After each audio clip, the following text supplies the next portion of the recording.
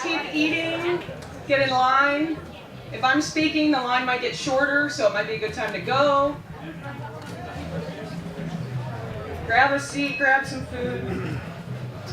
My name is Dawn Stewart. I'm the Director of Athletics here at Otterbein, and I'd like to welcome all of you today to our Celebration of Champions event. This, in my mind, is an Otterbein family reunion, and hopefully you're seeing that firsthand, feeling that firsthand. I know I've heard many of you today say that you've seen people that maybe you haven't seen in such a long time. So I'm glad that that's happening. That is very much what today is about.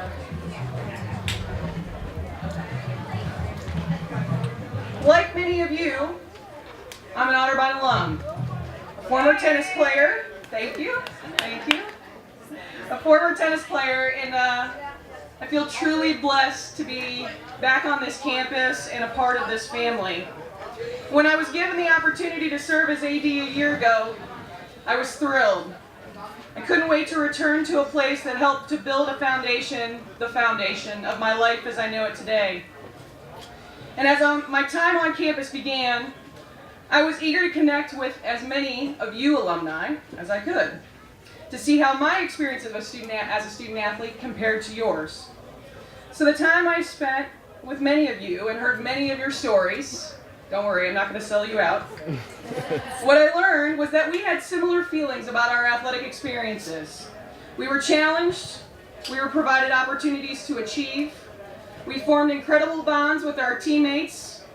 We grew through these experiences, all the while being surrounded by a strong support system of coaches and staff. It was the conversations that I had with many of you, alumni, that led to the very idea of this event today. So I'm really happy that you are all here and that this family is back together. In the spirit of this connection and this event today, earlier we unveiled a very special project, the Edwin L. Dubs Roush Hall of Champions. This display, named in honor of Dubs Roush, literally recognizes each student athlete to ever wear tan and cardinal. It's a display that highlights our inductees into the Hall of Fame, our All-Americans, and the history of our teams, displaying each roster and team photo that the university has on file. It's a display that has larger-than-life images intended to provoke a response from our current student athletes or even our future student athletes to say, I want to be a part of that. The Hall of Champions is appropriately named after Dubs Roush. And while I encourage all of you to read about Dubs and his life as a champion, I can tell you that he was an extraordinary individual.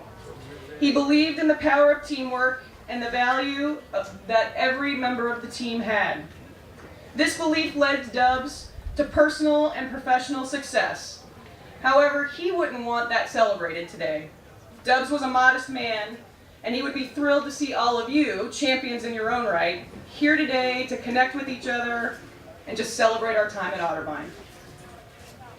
As I mentioned earlier, I've spent time with many alumni through the last year listening, sharing stories, and even sharing some of the elements of the vision for this athletics program. These meetings have been so meaningful and inspirational to me. So before we eat and really sit down to reconnect, I'd like to introduce a few of my friends who are here to share part of their Otterbein story with you. And I'd like to start with Mr. Craig Sutherland, 1989 grad, All-American football player. I think he caught a few of the kicks that just came through, so come on up.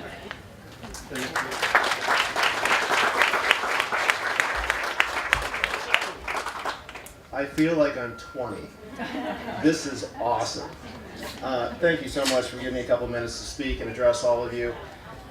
There is something special about this place. I don't know what it is, just every time I come back, and I always step on the football field, even in the winter, I'll jump the fence and, sorry, but I jump the fence and just kind of play around in here.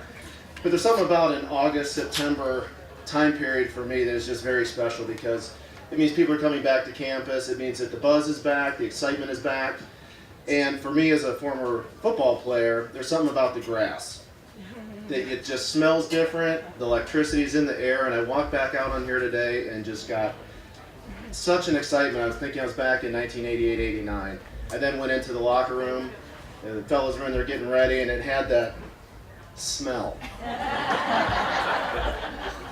Believe me, it's unmistakable, but it still takes me back to when I was 20. Dawn's amazing. When she approached me to get connectivity back in here and to get the coordination of this event and to get people back together just to share an experience, I was really intrigued, not by just the concept, but her passion and really her vision.